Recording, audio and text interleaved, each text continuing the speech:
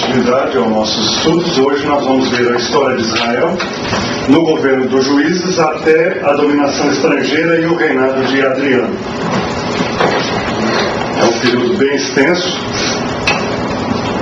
da história do povo hebreu. Ok? Na semana passada nós vimos que Moisés estava às portas de Canaã, não é isso? E aí ele passou a bola para 12, não foi? Ele passou a bola para quem? Josué.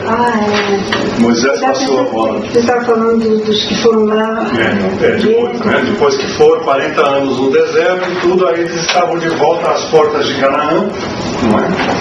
E Moisés passou a bola para Josué, porque Moisés se retirou para o Monte Nebo. Monte Nebo. Monte Nebo, que foi onde ele ficou no final da vida dele e onde ele ficou com o filho dele, Essém. Foi isso que nós vimos na semana passada? E agora nós vamos ver como foi a conquista de Canaã por Josué.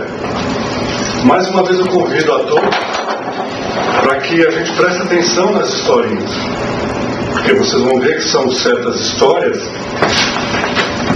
um pouco exageradas, mas a gente tem que sentir o que está por trás da história, né? É muito importante sempre que se lê a Bíblia ter isso em mente. Então, Josué, para que se conquistasse Canaã, o primeiro passo era conquistar Jericó. Só que era um grande problema, porque a cidade de Jericó era a cidade mais bem protegida de toda a região, né? Jericó tinha a fama de que as suas muralhas eram impenetráveis. Ninguém conseguia invadir Jericó. Era muito difícil, né? Então, Josué, como um bom líder, ele manda alguns espiões entrarem em Jericó disfarçado para observarem a cidade e tentar encontrar as fraquezas da cidade para que eles pudessem invadir a cidade.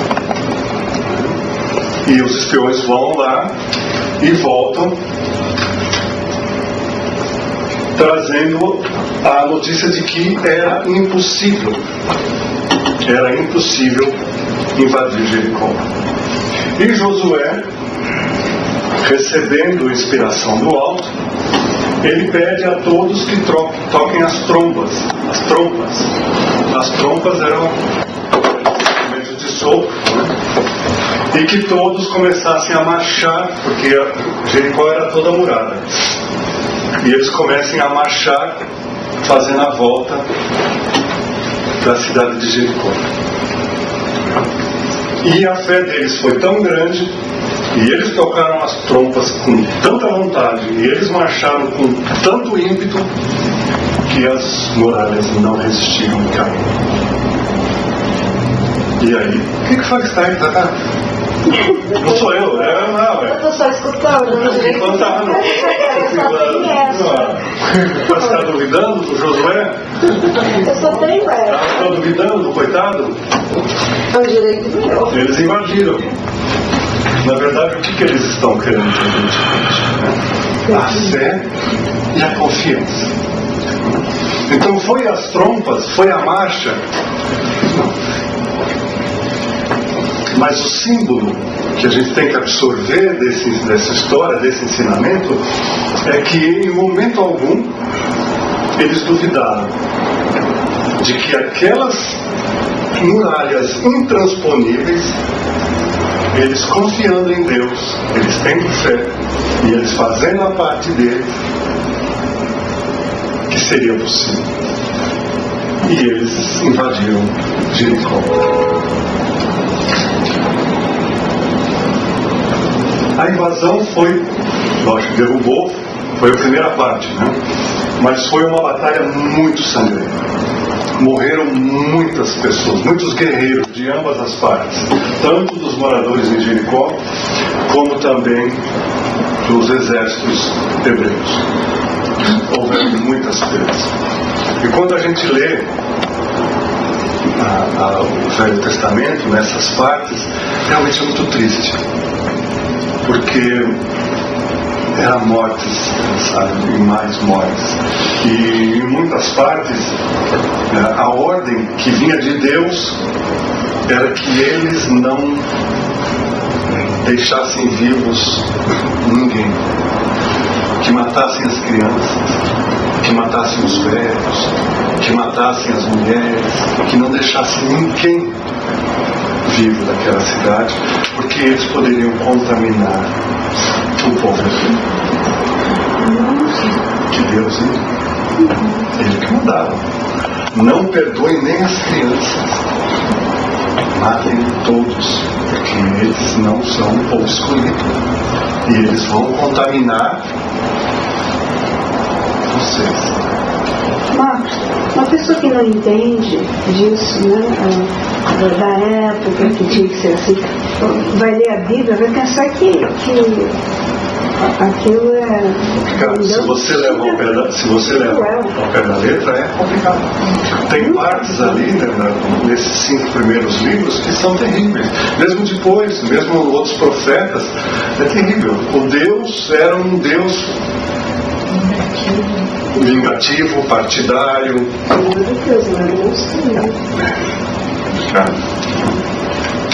Mas Deus permitia, né? Aí está, né? Não é que Deus permite, né? Deus não interfere no nosso livre-arbítrio. Deus nos deu a liberdade, Deus nos deu a liberdade e Ele respeita essa liberdade que Ele deu para nós.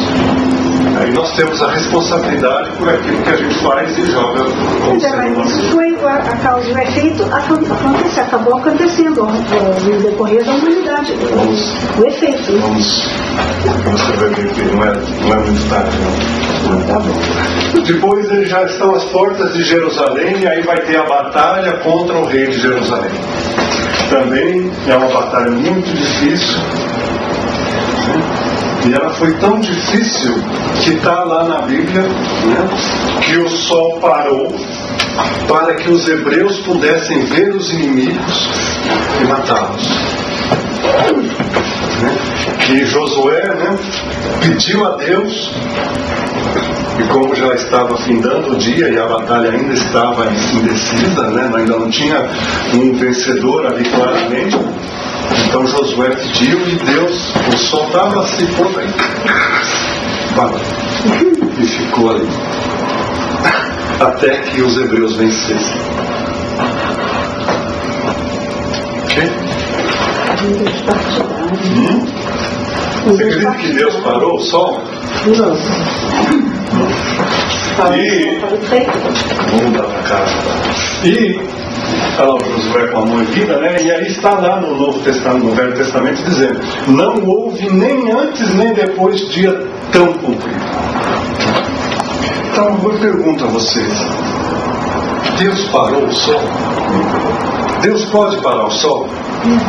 Pode, se ele quiser. Se ele quiser, pode tudo, né? Mas Deus pararia o sol? Por que Deus não pararia o sol? É contra as próprias regras de Deus. Deus não age assim nas nossas vidas, né? Deus não age dessa maneira. Então, é mais uma vez um simbolismo, né? Quem aqui já pegou aquela segunda-feira brava, né, que tem aquele serviço acumulado, aquele monte de problemas, o dia não acaba, não fica comprido, não fica, né? É um dia comprido. Então é isso que é a impressão que eles tiveram. Foi uma batalha tão intensa, foi uma coisa tão pesada que parecia que não acabava nunca. Então é a impressão que se teve e que se passou que Deus parou o sol. Porque a impressão deles é que aquele dia não acabava. Né? Não acabava. Quando a gente acorda muito cedo é assim, né? A gente acorda cedo demais, faz um monte de coisa, quando olha no relógio, 10 horas da manhã. Meu Deus do céu, o dia não acaba. Não tem jeito. E aí estica o negócio. Eles pensavam que o sol tinha parado, né? É a impressão que se tem. Eles, porque... Aí se conquista Canaã. Consolida-se a conquista de Canaã e Josué procede à divisão das terras entre as 12 tribos de Israel, proporcional ao número de seus homens. Então foi feita a divisão de toda a terra, porque ela foi conquistada. Como eles tinham por tradição as 12 tribos dos filhos de Israel, é feita a distribuição, mas algumas foram mais prolíferas do que outras, então tinha mais membros aquela tribo e ela ganhou mais terras. Mas todos foram contemplados, exceto uma tribo. Josué reina por 25 anos, quando morre. E aí inicia-se um período de anarquia. O que é o período de anarquia?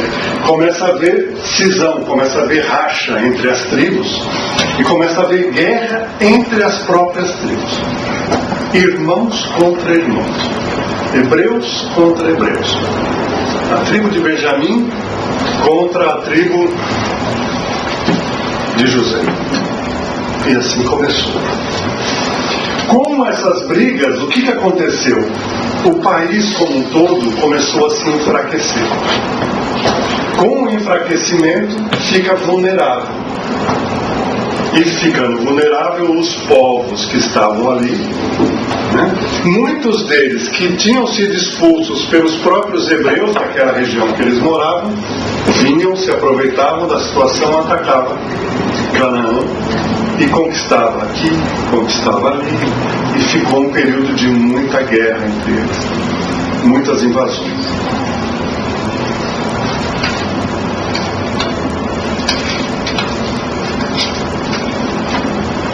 Aí,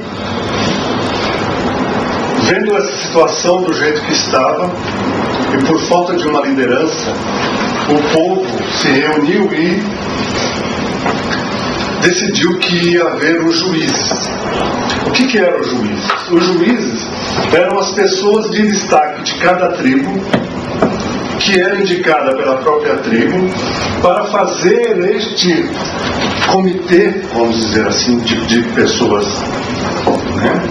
Nobres não no sentido de riqueza, nobre no sentido de valores, né? E eles é que começaram a liderar aquela região, começaram a governar Canaã, começaram a governar Israel. Mas mesmo assim, com os juízes, eles não se entendiam e a todo momento era desunião, a todo momento as tribos brigavam entre si, se enfraqueciam, não se juntavam para defender contra os invasores de fora e constantemente a região de Israel era invadida e eles eram escravizados novamente.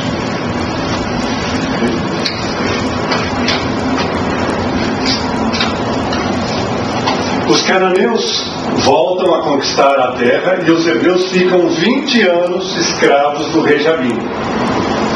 Aí aparece Débora, uma figura feminina, das poucas femininas que aparecem na Bíblia, no Velho Testamento, e que ela vai começar a ter destaque, porque ela é uma profetisa. O que é uma profetisa? Diz o que vai acontecer. O que é uma profetisa? Diz que vai acontecer. É um médium, né?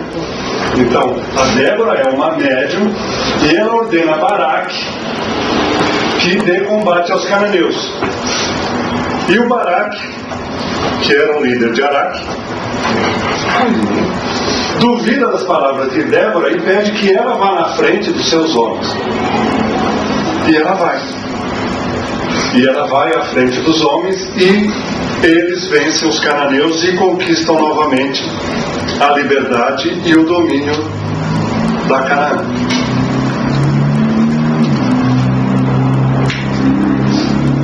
Pouco depois de De novo. Débora, então, era uma hebreia. Ela era uma hebreia. Quando Moisés condena a falar com a morte, cada peregrinação. Mas então, você vê? Recursinho. Pouco depois eles são escraviados pelos medianitas. E aí surge Gideão. Que, olha, outra vez, era um homem rústico, mas era médio. E ele teve a visão de um espírito familiar a lhe ordenar que lute contra os medianitas. Gideão junta 20.000 homens para a luta. Mas o plano espiritual vem e lhe faz ver que o importante era a qualidade dos homens e não a quantidade.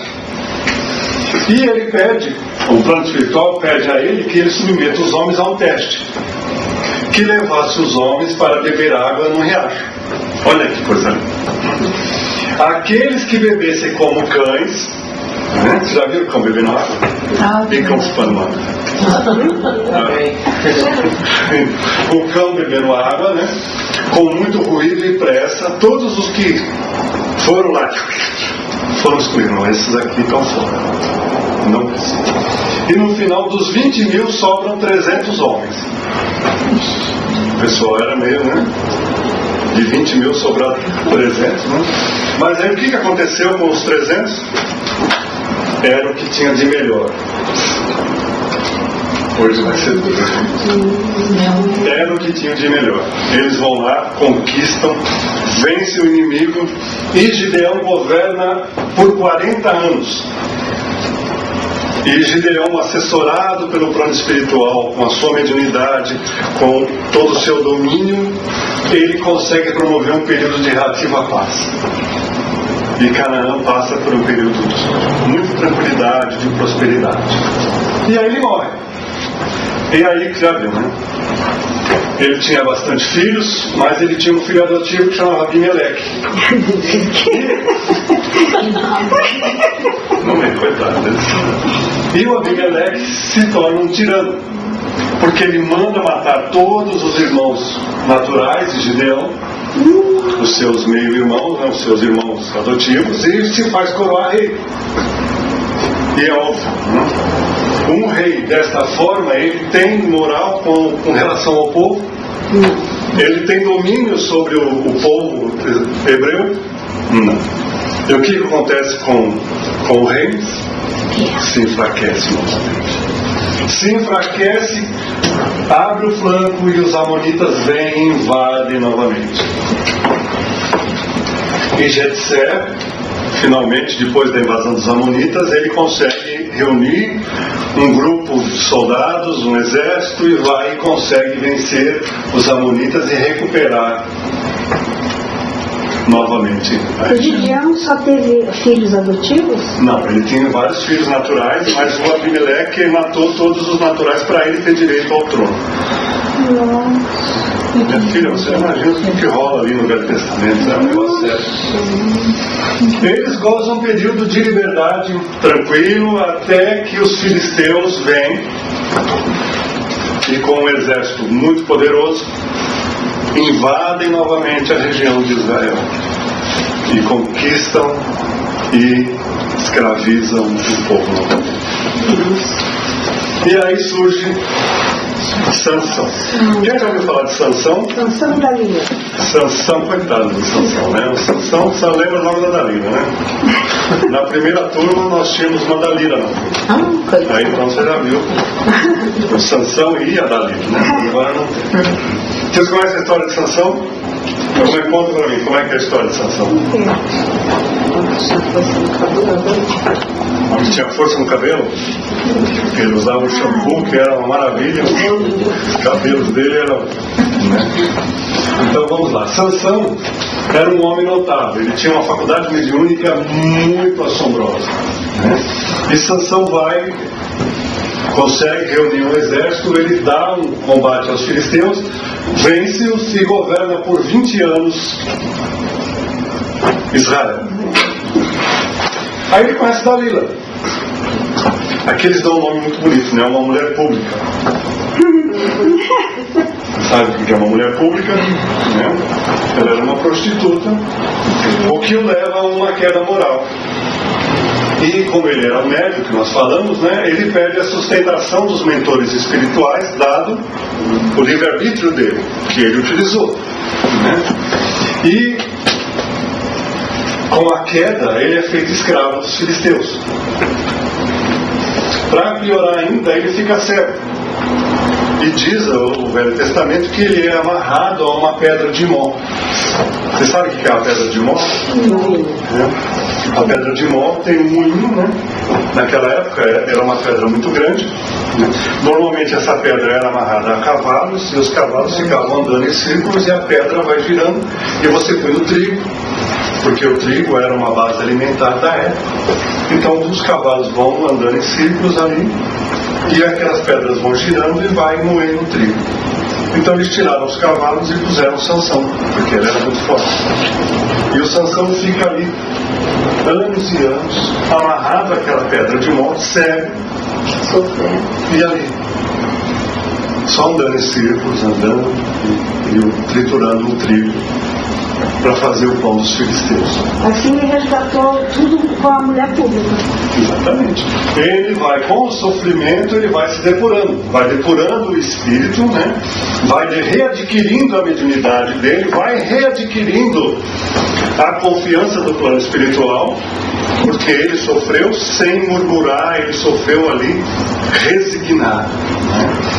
E aí ele é levado para divertir os filisteus numa festa de idolatria, né? E aí diz, né, o Velho Testamento, de que eles amarram ele em duas colunas enormes, que sustentavam o anfiteatro onde ele estava se apresentando, e ali se apresentava ele como uma fera, como um animal, né, de força descomunal.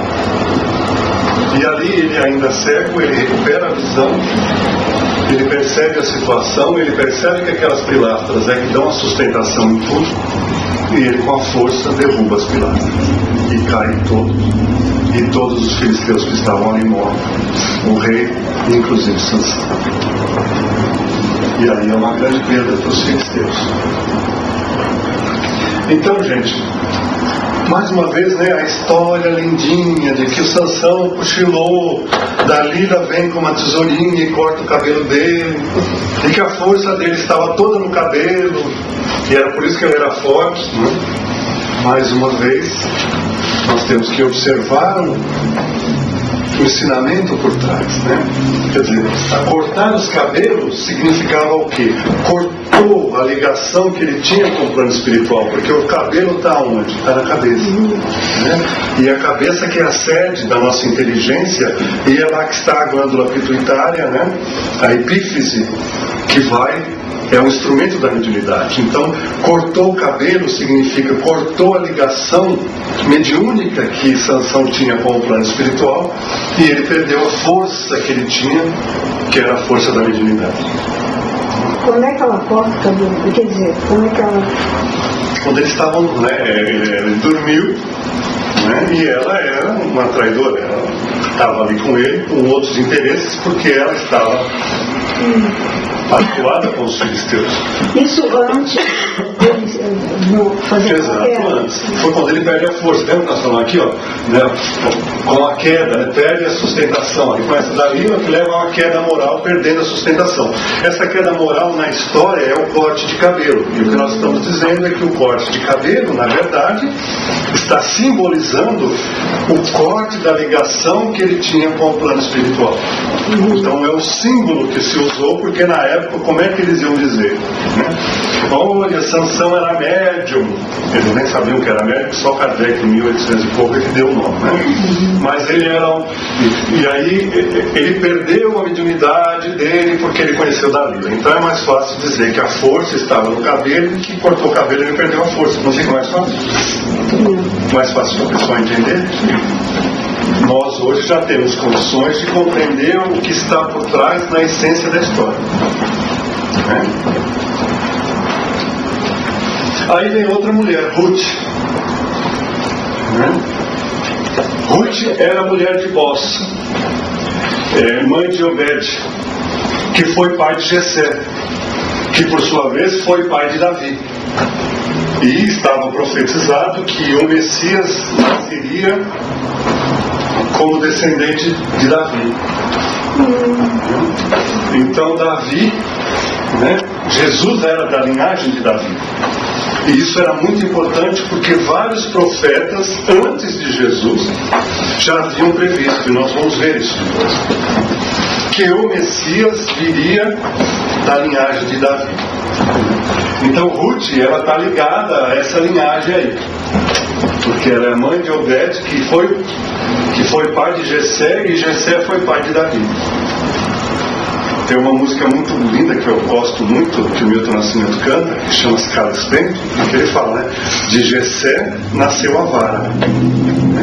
A vara é a linhagem. De Jessé nasceu a linhagem de Davi. E da vara nasceu a flor, que é o Mestre Jesus. E da flor nasceu Maria, e de Maria nasceu Jesus, nosso Salvador. Certo? Então é essa linhagem aí. Mas o que a Ruth fez? Um casal de hebreus e seus 2 filhos deslocou-se para Moabe, para salvar-se de uma grande carestia que assolava a Palestina. Em Moabe, os 2 filhos se casaram. Pouco tempo depois morreram o pai e os 2 moços. Aí ficou a mulher e as 2 noras viúvas, né?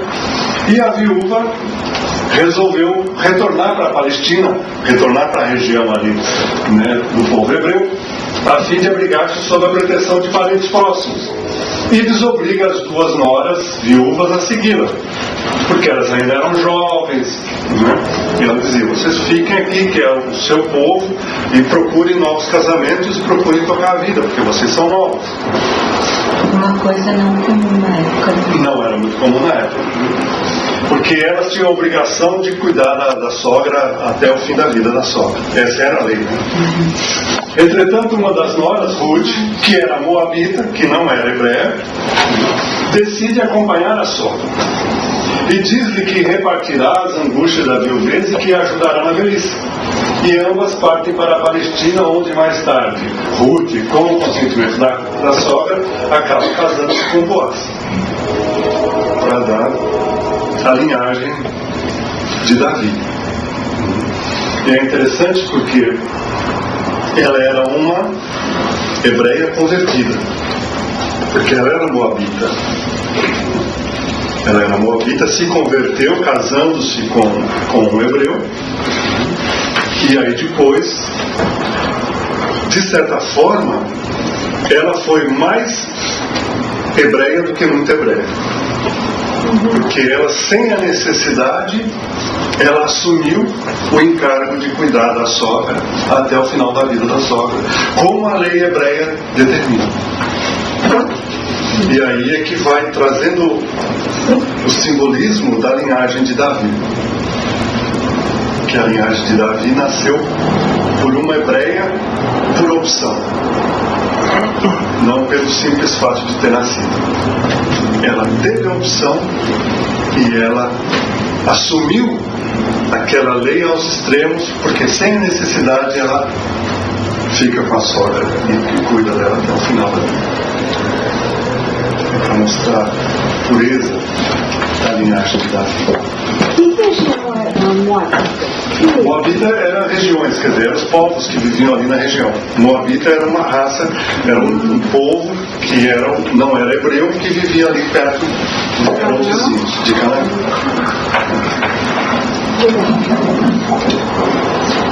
E depois disso, o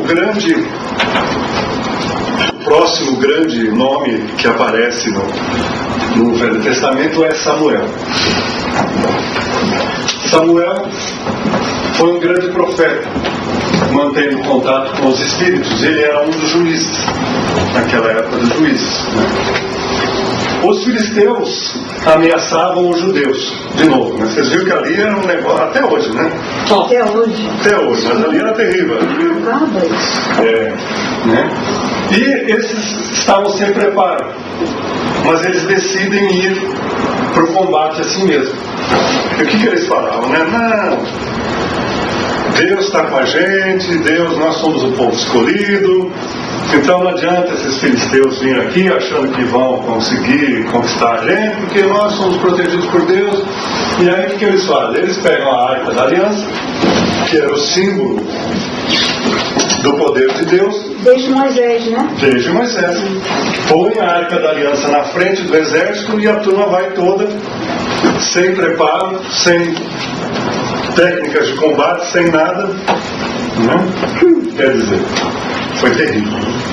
A Arca da Aliança foi para o Beleléu, morreu um monte do povo hebraico e eles foram derrotados fragorosamente pelos filisteus. Aí o povo pede a Samuel que eles indiquem um rei. E Samuel realmente, no Velho Testamento, é um dos profetas mais fortes que tinha, né? Mais com um poder realmente mediúnico muito grande. E Samuel diz aí, mas vocês que têm o rei dos reis querem um rei mortal? E o povo, mais uma vez, vocês lembram lá com Moisés, né? O que eles fizeram na época de Moisés? Um bezerro de ouro. Mais uma vez aquele mesmo problema, né, de ter materialismo, de ter um símbolo, né, humano, alguma coisa assim. Não dá para confiar num Deus que a gente põe a arca na frente lá e ele não está nem aí, deixa a gente apanhar do jeito que a gente apanhou. Então Samuel indica Saul para que Saul seja ungido como rei e que governe o povo. E aí Saul é indicado, porque palavras de Samuel não se contradiz, e ele governou por muitos anos, fez muitas conquistas e derrotou muitos inimigos. Ele foi um rei muito poderoso mesmo, né?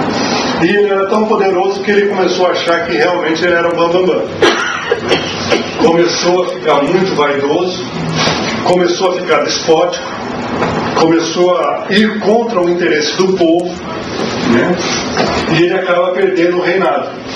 O reinado é retirado dele, né? De novo o povo vai lá em Samuel e fica lá, né?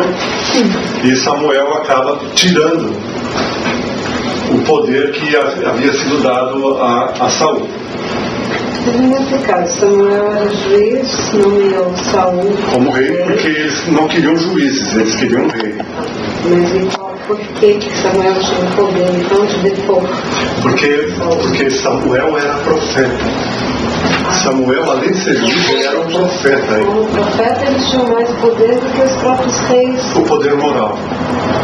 Porque ele tinha ligação direta com Deus. Ele, que naquela época profetizar significa que toda vez que você for ver Hebreus, né, no Velho Testamento, dizendo que aquele sujeito era profeta, subentenda-se, ele conversava com Deus, ele ouvia os comandos diretos de Deus. Então, minha filha, então o que Samuel falava, o povo confiava, porque ele era profeta. Moisés foi um profeta, né? Samuel foi profeta, que isso tinha um peso muito grande para a cultura hebraica da época.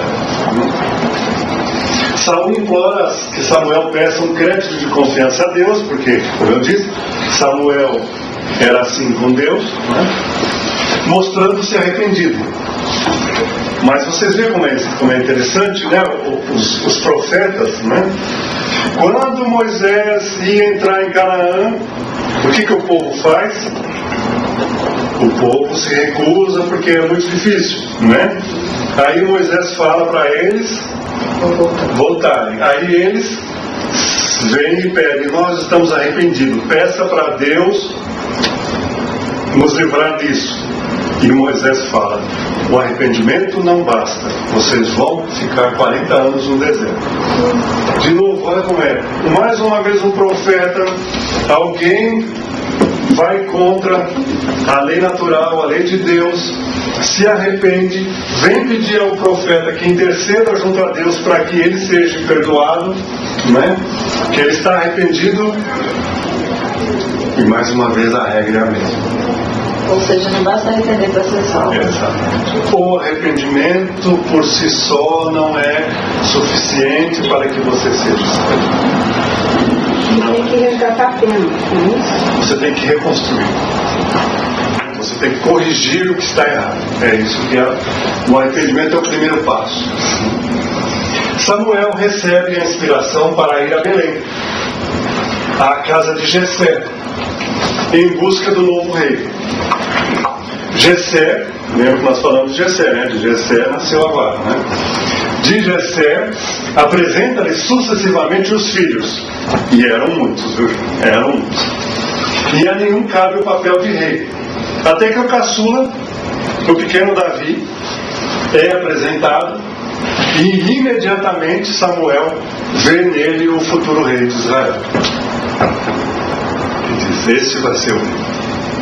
Mas ele era pequeno, criança. E aí Davi, você já ouviu falar de Davi?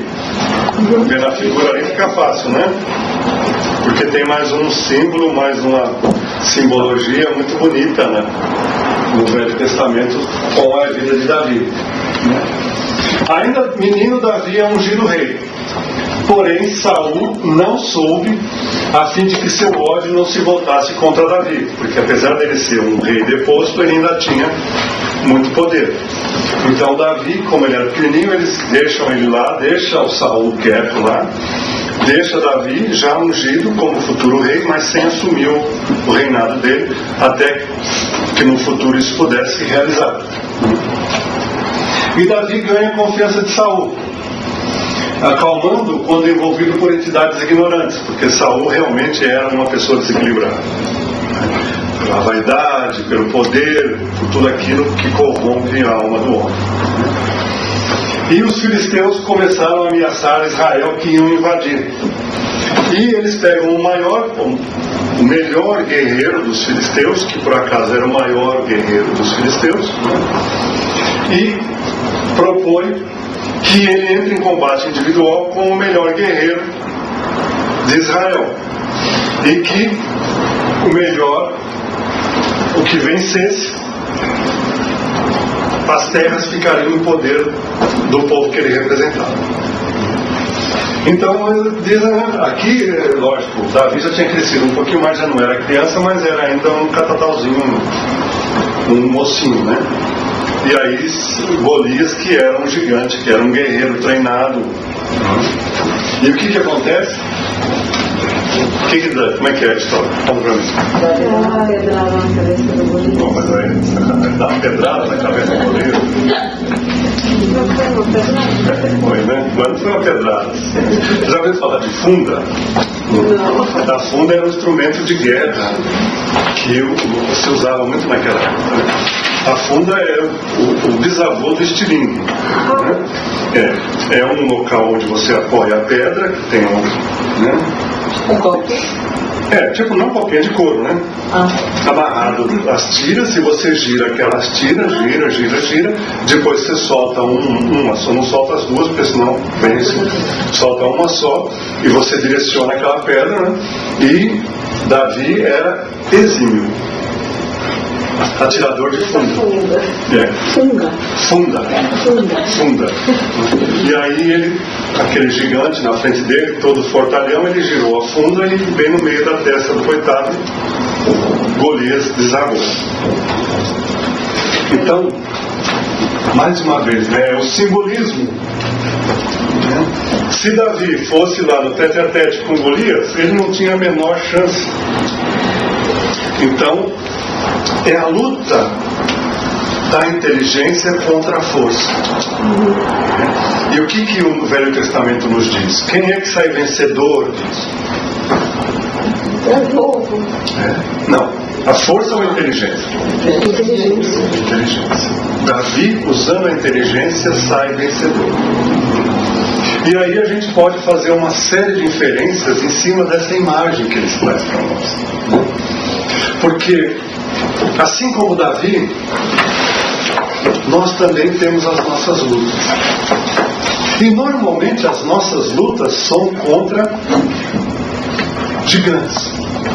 Porque contra que nós lutamos? Contra o que nós lutamos? Nós mesmos. Contra o nosso passado, contra as nossas imperfeições. E elas são muito grandes em relação a Deus. E muitas vezes elas são muito grandes em relação até ao nosso esforço que a gente faz. Então nós vamos trabalhar nisso com a força. Se Davi fosse lutar contra Golias na base da força, na base da pancada, ele ia conseguir. Então é um simbolismo para nós também.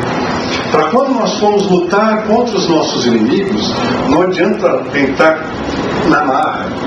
Não adianta querer mudar por decreto. Não adianta querer ir pela força, porque não funciona. Nós temos que ir pela inteligência. Ou pela revolta também, Pior ainda. Então nós temos que ser inteligentes. Nós temos que trabalhar os nossos defeitos com inteligência, né? Trabalhar um de cada vez. Não adianta a gente querer derrubar eles todos de uma vez.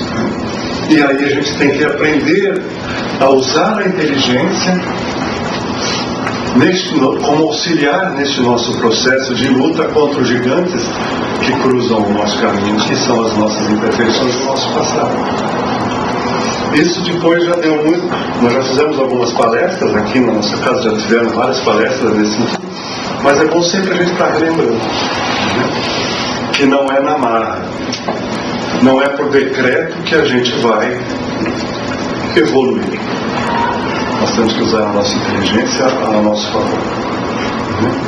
Por isso que o personagem central desse nosso estudo, ele diz para nós: conheça a verdade. Então, por isso que é fundamental o estudo, né? Estudar, porque essa inteligência só vai desabrochar quando você adquire o conhecimento.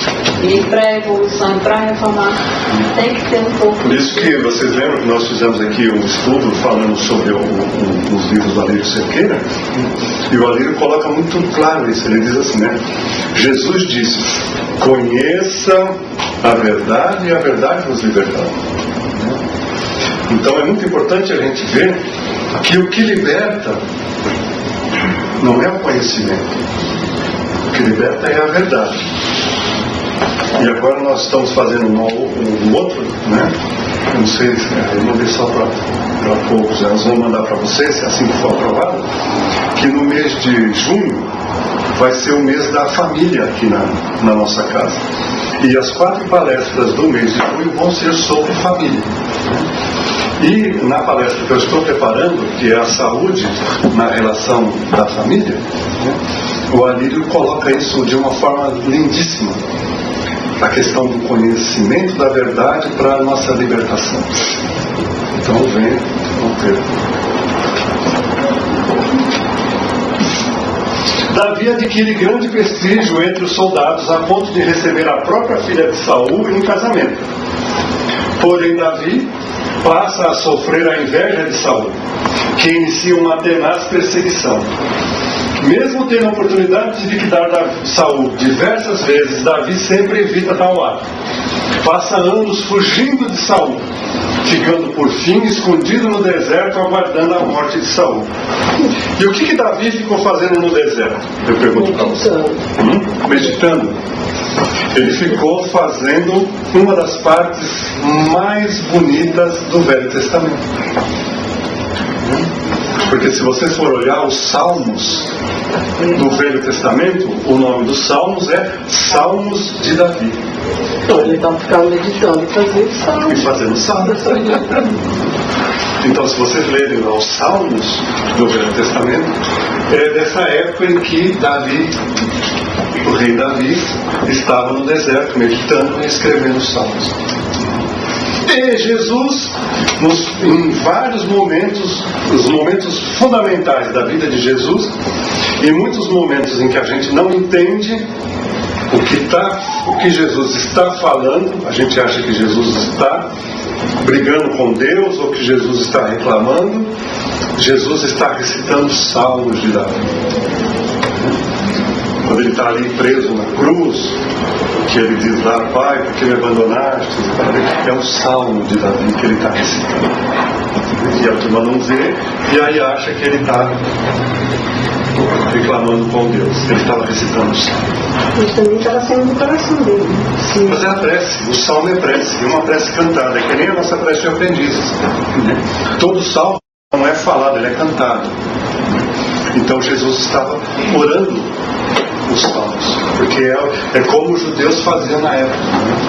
Eles oravam cantando salmos. Ele estava sentindo aquilo, porque senão tinha escolhido outro salmo. Com certeza, né? Mas Jesus era muito simbólico. Então muitas vezes ele não estava sentindo aquilo, ele estava querendo passar para nós uma mensagem. Então não era o que ele estava sentindo, era o que ele queria transmitir para nós de aprendizado. Então a gente tem que também perceber isso, né? Como eu digo, toda a Bíblia é simbólica, ela é profunda em riqueza de simbolismos. Então a gente não pode se apegar, que o próprio Paulo diz, né? Não se apegue na palavra que mata. Vamos ver o exemplo que vivifica. Então é isso que a gente tem que ler a Bíblia com esses olhos. Com a morte de Saul, Davi assume o governo e em 7 anos reúne as tribos e unifica o reino. Aí estava tudo muito bem, tudo maravilhoso. Aí o que acontece com Davi? O poder acaba desequilibrando. Ele também vai pelo caminho da perdição através do poder e também começa a entrar em decadência. E aí vem o filho dele, Salomão. Você já ouviu falar de Salomão? Salomão assume o poder e reina por 80 anos. E é Salomão que constrói o templo de Jerusalém, onde Jesus ia rezar. Em 7 anos ele constrói o templo. E ele foi um rei vaidoso e nunca conseguiu manter o povo unido. Dizem, né, as lendas, que ele era um rei muito justo, mas não era bem assim. Ele dinamizou as atividades comerciais com muitos povos. Ele possuía um harém com centenas de mulheres, inclusive não judias, o que causou desunião do povo, levando por fim a cisão das tribos. Ele achou Canaã.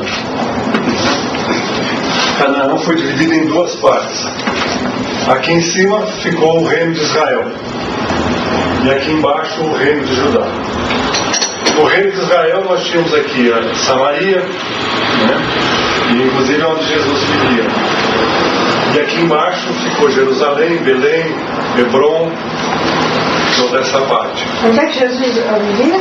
Jesus vivia aqui em cima, ó, perto aqui, ó. Esse aqui é o Rio Jordão, esse aqui é o Mar Morto e esse aqui é o Lago de Genezaré. Ou... Qual é o nome onde Jesus vivia? Maria. Aqui não, onde Jesus vivia aqui em cima. Jesus viveu em Nazaré, que fica mais para cima aqui, e ficou a maior parte do tempo da pregação dele nas cidades em volta do Lago de Genezaré ou do Mar da Galileia, né? Que aqui você tem aqui Betsaída, aqui você tem várias cidades, Canaã, né? Que eram todas cidades que ficaram famosas porque Jesus peregrinou por todo lado. Mas esse é assunto para mais ou para frente. À medida que foi envelhecendo, Salomão foi se distanciando cada vez mais dos súditos. Escorchava-os de pesados impostos, com exceção da tribo de Judá, que era a turma dele, né?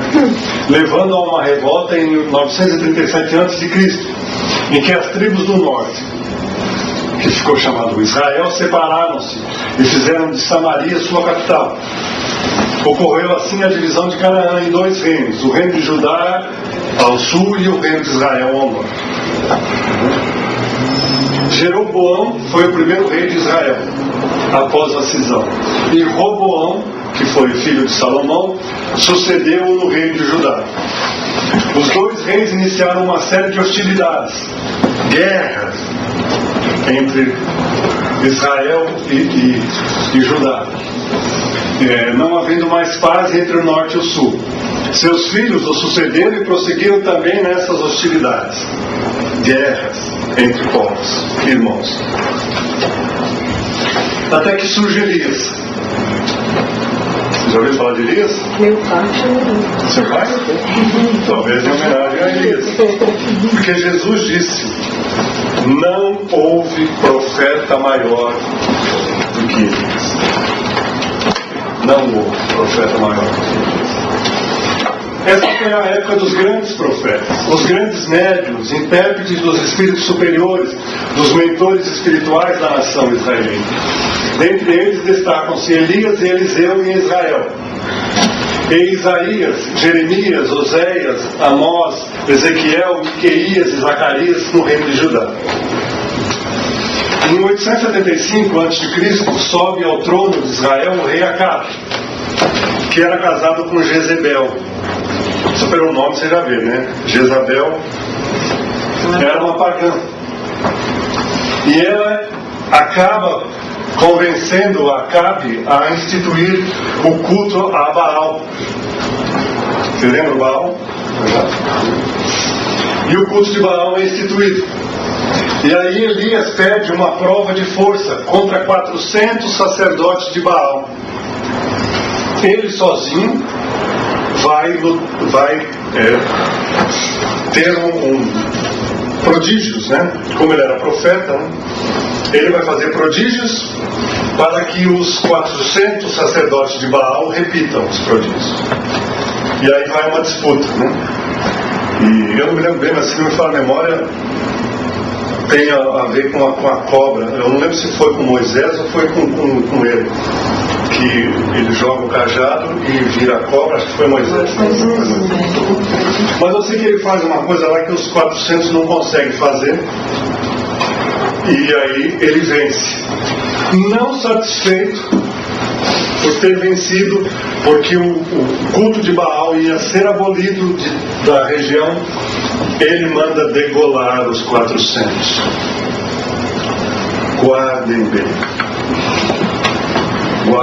Elias, depois de ter vencido os 400, já ter feito o que fez, já ter atingido o objetivo dele, não satisfeito, os 400. Elias mandou. Elias, que venceu, mandou matar os 400 sacerdotes. Mas ele não era super elevado, não tinha contato com Deus? Você vê, mesmo super elevado, tendo contatos com Deus, eles dão uma escorregadinha de vez em quando. Escorregadinha? Os 400 escorregados. O cara de uma ponte. Mas guardem, por favor. Mas se a gente for ver, Naquela época era permitido, talvez, não é? Porque era parte da evolução humana, talvez, não sei. Não é? Porque hoje em dia, se você mata um, forget it. Mas ele é poderoso. Ele mandou o rei. Mas fala, além de sentar no fundo, ela fala com essa ela foi sentar com você, desencarnada. Quer dizer que desde que a gente começou o estudo, todo mundo vem escorregando. Não foi só o Elias, né? Todos eles escorregam. Eu acho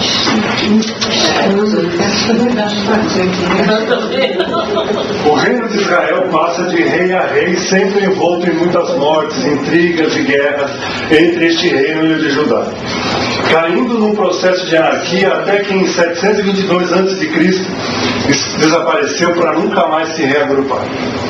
Nestes momentos de angústia surge a voz do profeta Oséias, que diz: volta, Israel, ao Senhor teu Deus, pois foi a tua iniquidade que te fez cair. Então no final nós vamos voltar a isso aqui para dar o fecho do nosso encontro de hoje, nessa fala de Oséias, para a gente estar discutindo isso, ok?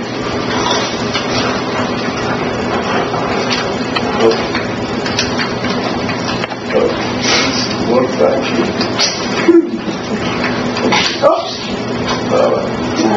Vamos esperar antes da meia-noite. Eu acho que é ainda. Em 612 a.C. encontramos o profeta Jeremias, que colabora com Joias para a restauração religiosa do reino. Josias. Cadê?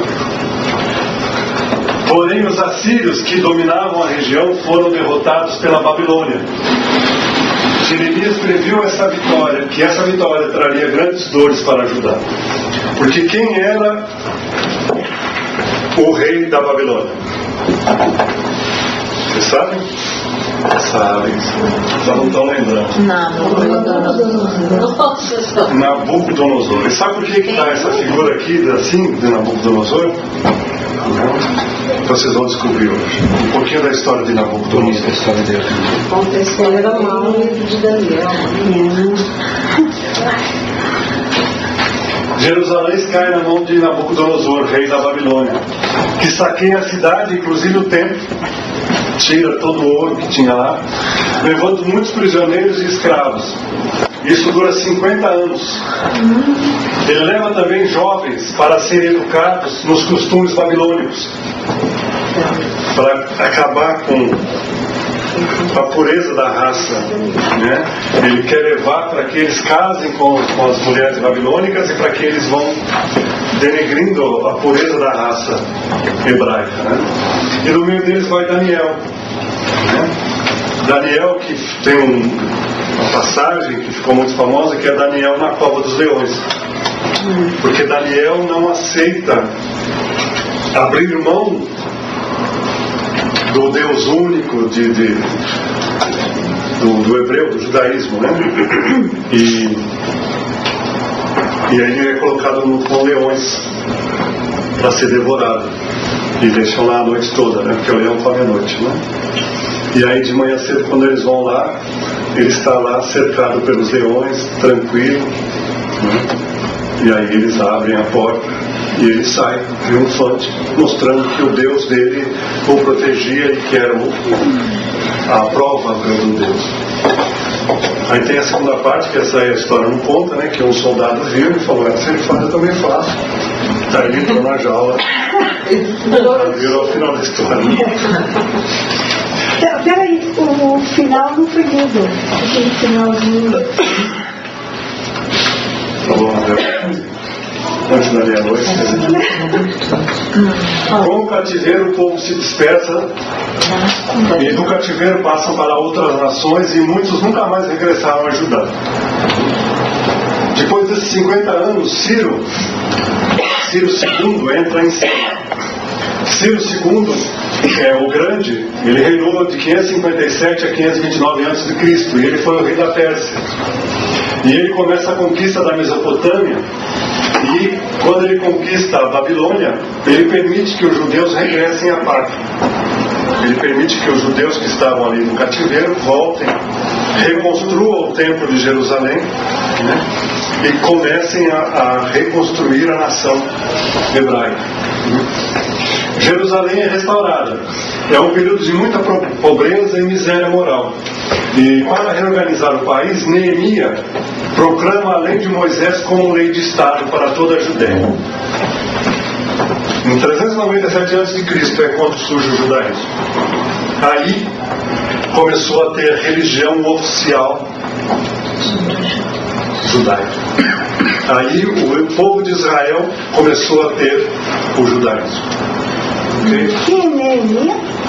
Neemias era a pessoa que Ciro permitiu, era um judeu que Ciro permitiu que voltasse, que comandasse, porque Neemias ficou muito amigo de Ciro, e ele convenceu a Ciro que libertasse o povo, né? E ele foi o líder que trouxe o povo de volta para Jerusalém, para Israel, e aí ele instituiu que a lei de Moisés era a lei de Estado, né? Quer dizer, os 5 livros do Pentateuco, do Velho Testamento, passaram a ser lei. O Levítico passou a ser lei, a lei política, e aí começou o judaísmo, oficialmente falando, ok? Aí entra em cena Alexandre o Grande. Alexandre o Grande, que em 330 a.C. transforma o mundo da época. Alexandre foi um dos maiores guerreiros, né? Romano. Foi ele que começou a conquista do Império Romano e expandir o Império Romano. E um dos primeiros locais que ele invadiu foi a Grécia. E uma das maiores sabedorias dele e que isso foi uma característica fundamental de toda a conquista do Império Romano, é que o Império Romano não tinha vergonha de absorver o que ele encontrava de melhor nos povos que ele conquistava. Então, quando o Império Romano foi conquistar a Grécia, eles não tiveram vergonha de absorver toda a cultura grega, toda a filosofia grega, e adotá-la no Império Romano. Os deuses gregos foram copiados pelos romanos, e eles deram nomes romanos para os mesmos deuses que a cultura grega já cultuava. E tudo isso foi uma das grandes características, porque aí o Império Romano só cresceu, porque tudo que tinha de bom, ele tinha um exército fabuloso, muito bem treinado, muito bem preparado, e por essa força ele conquistava, mas ao conquistar ele absorvia o que tinha de bom aqueles que ele conquistava. E isso fortaleceu demais. E além disso, o Império Romano não proibia que os povos conquistados mantivessem os seus costumes, as suas tradições e a sua religião. Não permitia? Não, ele não proibia. Não proibia. Não proibia. E por isso que ele reinou por tanto tempo e dominou da forma como o Império Romano dominou. Porque apesar dele escravizar, apesar dele dominar, ele deixava... Era mais flexível. Ele deixava todo mundo cultuar. Ele não ia contra a cultura e a crença do povo que ele dominou. Isso era muito bom. Okay? E ele impõe o pensamento grego a todos os povos. A Grécia, naquela época, era o que tinha. O mundo conhecido obrigatoriamente falava grego. Ou falava o que eles chamam de koiné. O koiné é o grego do povo. Você tinha o grego erudito e você tinha o koiné. E o mundo todo falava koiné. E é a mesma coisa que você tem o inglês britânico, que é o inglês formal, e você tem o inglês americano, que é mais... mas é o que domina. É a mesma coisa. O mundo inteiro falava. Jesus falava grego, falava koiné. Por isso que quando a gente vê assim, que na tradução grega é tal coisa. Porque o mundo inteiro falava grego. O mundo todo falava grego. Foi o berço da civilização moderna, veio da Grécia. Assim como o berço da lei, né, como é que eu vou falar? Da legislação, né, vem de Roma. Até hoje, o Código Penal de quase todos os países do mundo se baseiam no Código Penal romano. Dessa época aí. Porque era o que havia de mais avançado em Código Penal. Mas ele puxou muita coisa dos gregos também, né? Mas aí já é dele mesmo, né? Tradição deles, que eles foram implementando. E aí, gente, estavam prontas todas as condições para que ele viesse. Já estavam maduros. Tudo o que precisava ser passado pelo povo hebraico para que o povo estivesse pronto para a mensagem dele já havia sido atingido. E assim, hoje nós finalizamos a primeira parte do nosso estudo. E a partir da semana que vem, Jesus, o personagem principal vai começar a aparecer. Mas eu fico pensando assim, esse povo hebraico, eles depuraram muito, né? Porque como sofreram, né? Eles não tiveram sossego, né? Eram períodos muito curtos de paz, né? Mas aí, essa aqui é a nossa essência do estudo de hoje, é entender isso. Por isso que eu falei de Oséias, né? O que Oséias disse, né? Vamos ver se a gente consegue aqui umas 2 horas a gente chegar. Volta ao Senhor de Deus, pois foi a tua iniquidade que te fez cair. Então vocês percebem o que é a história? O que nós olhamos nesses 1000 anos? O que ficou para vocês? Muitas lutas e guerras. Resistência no erro, na unidade dele. Eles ficavam com tudo pronto, aí caíam. Estavam com tudo, começava a evoluir de novo, caía e confiança. Vamos lá.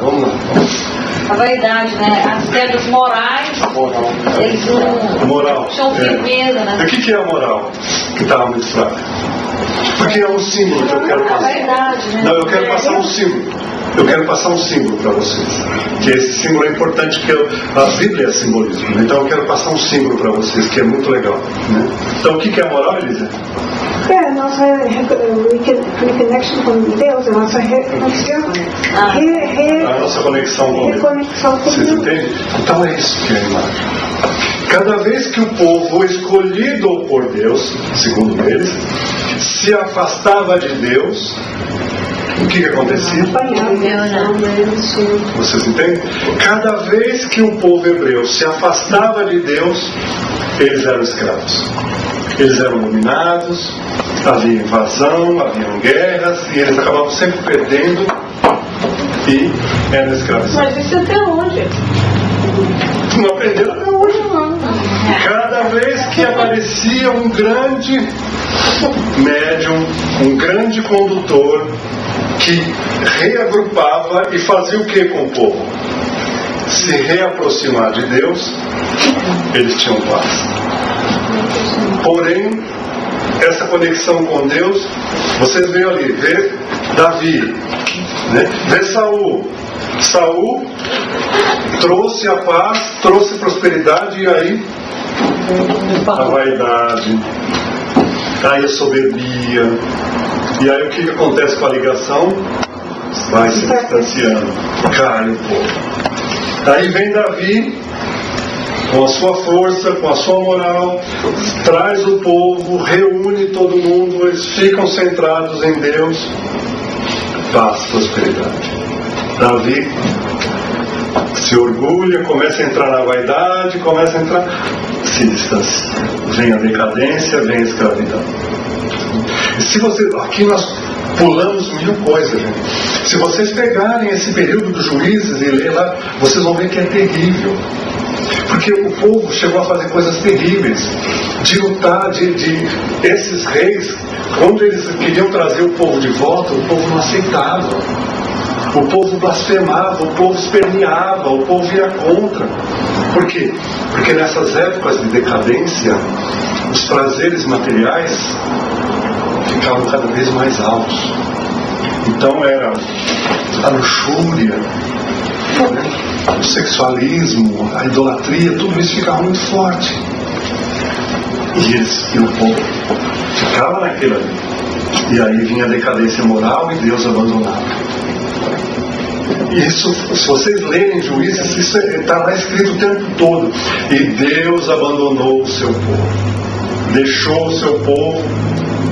E aí vem os opressores e escravizam. Mas até hoje os judeus ortodoxos que a gente vê, até hoje eles se acham. Eles têm ainda essa mesma linha de pensamento. Mas então vamos um pouco mais longe. Um pouco mais longe. Porque não é só o judeu ortodoxo. Até hoje a gente se acha. Porque será que nós somos diferentes dessa história toda? Não. A gente é a mesma coisa. A gente, né? A coisa fica preta, né? Aí a coisa fica preta. Aí o que a gente faz? Aí a gente reza, a gente fica, né, católico, seja o que for, né? A gente reza, faz novena, reza plantando bananeira, porque diz que a fé faz promessa, faz isso, faz aquilo, né? Resolveu o problema, esquece Deus.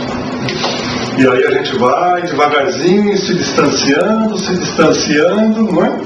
Aí vem o quê? A escravidão. Porque nós ficamos escravos do quê?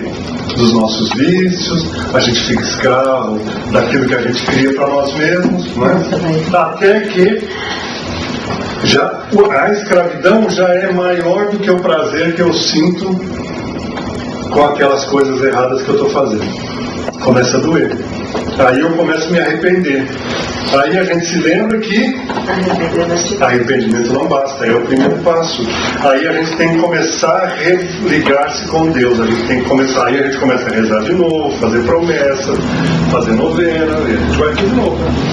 Se liga de novo com Deus, se reequilibra, fica uma maravilha. Opa, que beleza, paz, né? Aí a gente fica um pouquinho em paz, e aí o que a gente faz? Descamba de novo. A gente faz que nem os judeus fizeram lá, que iam lutar contra lá, e pega a Arca da Aliança, né? Corre na frente e vai tocar a Arca da Aliança. Ninguém pode comigo, não é? Dá uma cacetada. A gente é assim? É óbvio que é. Então vocês veem a história, é a mesma coisa. Né? E aí a gente critica os judeus, né?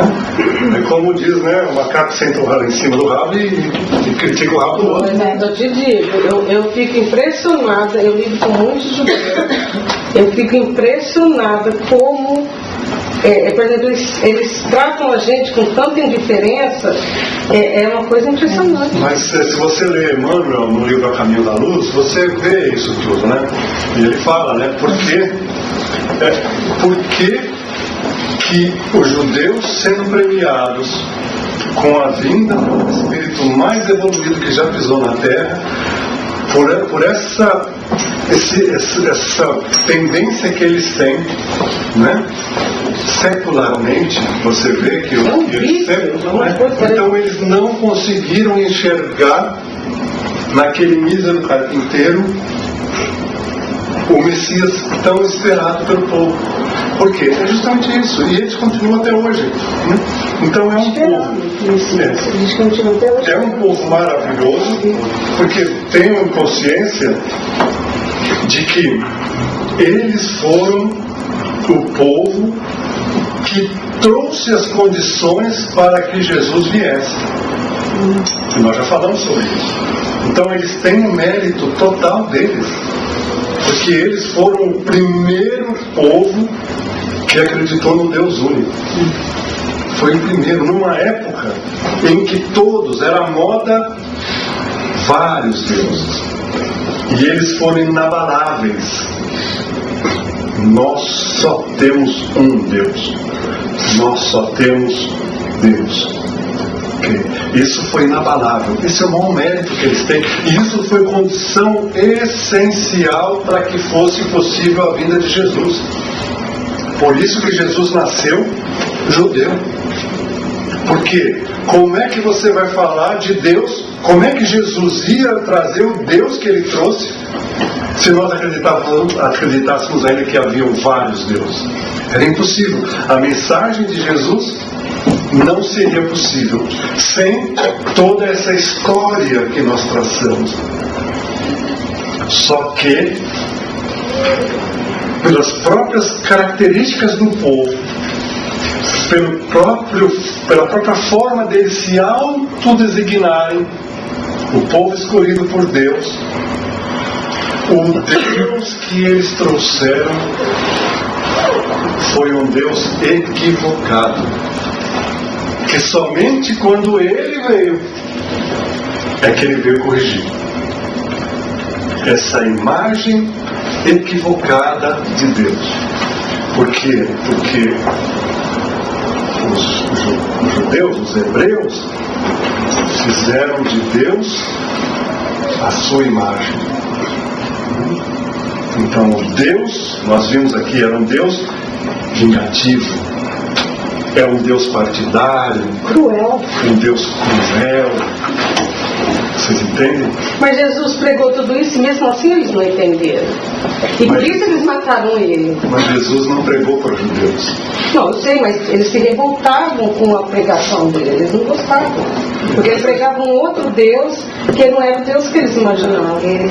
Mas aí nós vamos ter todo o nosso curso para a gente entender isso, para a gente entender que Jesus tinha plena consciência disso e que Jesus estava pouco se importando com o que é a elite, porque não, esse é o que eu não, a elite Porque eu conheço muito judeu que admira Jesus, que lê as coisas que Jesus escreveu e que ele compreende.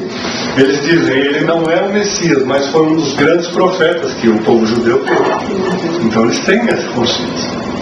Vocês entendem? É inegável o papel do judeu Jesus na história da humanidade. E não há como negar-se isso. E mesmo porque... É como a gente diz, né? É, o judeu aceitando ou não aceitando Jesus, cada vez que ele faz um cheque, ele aceita Jesus. Porque ele tem que pôr lá 2012. Né? Se o judeu está no ano que é, Marcinho? Você que... 5.700. Então, imagina se o judeu vai fazer um cheque lá, vai pôr lá, né? Se o judeu não acredita em Jesus. Então o judeu vai pôr lá 9 de maio de 5.700 e pouco. O que vai acontecer com o cheque dele? Vai ser pago? Não. Você vai lá, né? Ele tem que pôr 2012, que é o quê? É Jesus. Então, queira ou não queira, é aí. É o peso de Jesus em todo o planeta Terra. Queira você seja muçulmano, seja que religião você tem, você tem que aceitar o peso que esse homem teve para a história da humanidade. Não tem jeito. Você pode contrariar, mas você vai ter que pôr lá a data de nascimento, não, a idade dele. Não tem jeito. E mesmo porque aqueles judeus que escutaram Jesus e não quis acompanhar até o fim. Teve essa divisão. Acompanharam Jesus até o fim, né? Fala deles. E eram judeus. Oh, meu Deus. Que coisa, é uma coisa importante. Os judeus ainda acreditam nesse Deus cruel? Os judeus ainda acreditam que ele é um pouco escolhido e que o Messias ainda virá. Eles já não acreditam num Deus fiel, num Deus cruel, porque hoje as leis já não permitem, né? Eles já têm uma compreensão maior e eles já sabem que as coisas não funcionam daquele jeito. Mas eles ainda acompanham o Velho Testamento? No Torá. Pois é, e no Torá Deus é... Mas veja, Elisa, de novo eu falo para você, né? Quando a gente lê a Bíblia, a gente não vai poder ler a Bíblia literalmente. O judeu não lê mais a Bíblia literalmente. Não, ele não lê mais literalmente. E mesmo ele acreditando no Antigo Testamento, ele tem que se adaptar às leis modernas. O mundo evoluiu e ele não pode viver lá na época. Então não adianta. Por menos que ele não aceite, ele tem que se adaptar ao mundo agora. Acreditando ou não, mais ou menos mais humano. Fala assim. Eu posso falar que eu dei o meu pensamento aqui. Você tem que entender, Danise, porque a gente falou, a cara mandou cortar, pegou lá 400 pessoas lá, mas como que ele pode fazer isso? Até poucos anos, o que regia civilmente os homens era a igreja católica. A igreja era a lei religiosa e civil. Hoje mudou, nós temos a lei civil e religião à parte. Mas até poucos anos atrás não existia isso. E não era diferente naquela época. A lei que regia os homens, a sociedade, era a religião. Então, por isso que Deus era tudo. A lei deles era o que Moisés escreveu. Deus era política e era religião. Exatamente, era uma coisa só. Depois que os homens foram evoluindo, como a Maria falou, foi se criando as leis civis que nós temos hoje, o Código Civil e tal, e aquela que ficou de lado. Então eles não ficam de lado, né, assim, mas eles têm que se adaptar. Porque ver um judeu pegar alguém... Nós vamos ver ainda isso aqui, nós vamos estudar um pouco das leis. Calma. Para quem quiser se aprofundar um pouco mais, iniciação espírita, que era para ter sido entregue para vocês hoje, para quem quisesse, mas eu acho que vai ficar para o domingo. Eles já estão aqui, mas o livro Iniciação Espírita, que é a base desse curso. A Bíblia, né, todo o Antigo Testamento, a história do mundo bíblico, de Nelson Case, A Caminho da Luz, de Emmanuel, as seleções de Flávio Josefo. Flávio Josefo foi um historiador romanizado, né? Ele era judeu, se converteu, ele virou romano, ele virou cidadão romano e foi historiador. É uma das maiores referências para a época de Jesus, porque ele viveu naquela época e ele escreveu muito sobre o povo hebreu e sobre Roma. Flávio Josefo. Tá vendo? A história dos Hebreus de Flávio Josefo, as profecias de Nostradamus, que também fala alguma coisinha, mas não tem muito a ver, o Consolador do Chico Xavier, do Emmanuel, o livro E a Bíblia Tinha Razão, de Werner Keller, também traz bastante dessa história que a gente contou hoje. Ok? Mas a gente